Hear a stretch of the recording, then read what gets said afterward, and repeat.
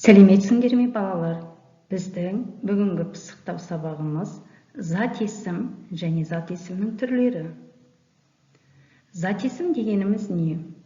Заттың атын білдіріп, кім не сұрақтарына жауап береді, сөз табы зат есім болып табылады.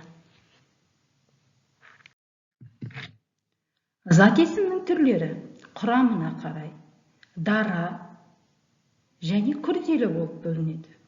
Дара зат есімге дала, бас, қалам, жалпы сөздер жатады. Олар тек қана бір түбірден тұрады. Ал күрделі зат есімге, мысалы, мекен-жай, балағақша, әуежай деген сөздер жатады. Олар екі түбірден тұрады.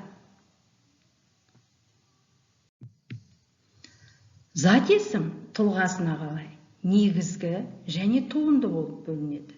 Негізгі зат есімге мектеп, мысық, ешқандай қосымшалар жалғанбайды.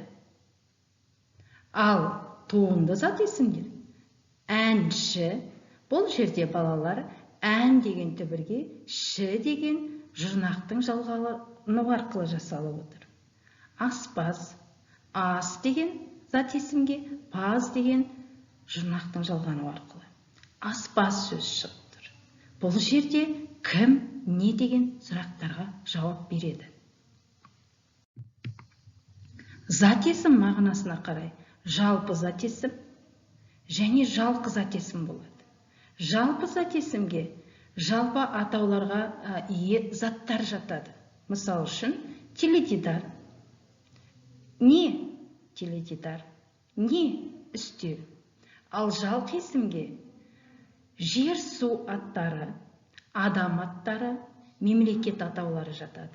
Мысал үшін, Алматы біздің қаламыздың аты, Татьяна адамның есімі, Қазақстан мемлекеттің атауы. Бұл жерде кім, не сұрақтарына жауап беріп тұр.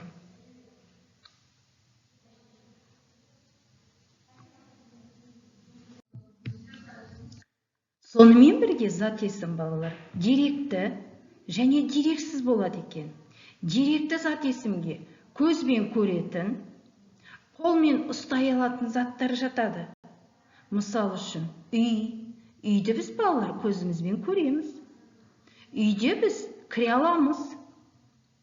Өзен, әрине, өзендегі біз суды ұстаймыз.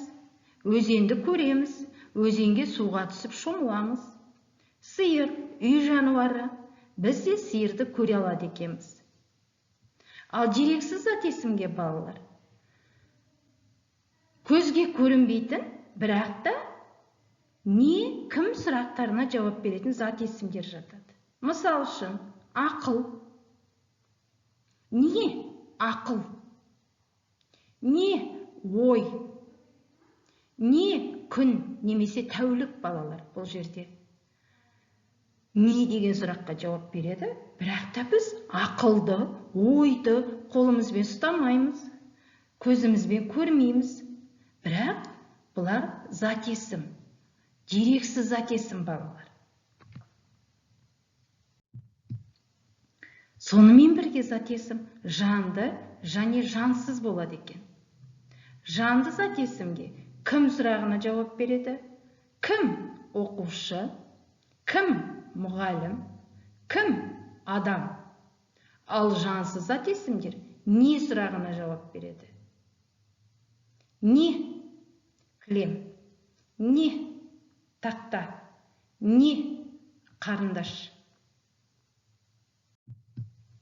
Енді зат есімдердің көптік жалғауына тоқталсақ балалар.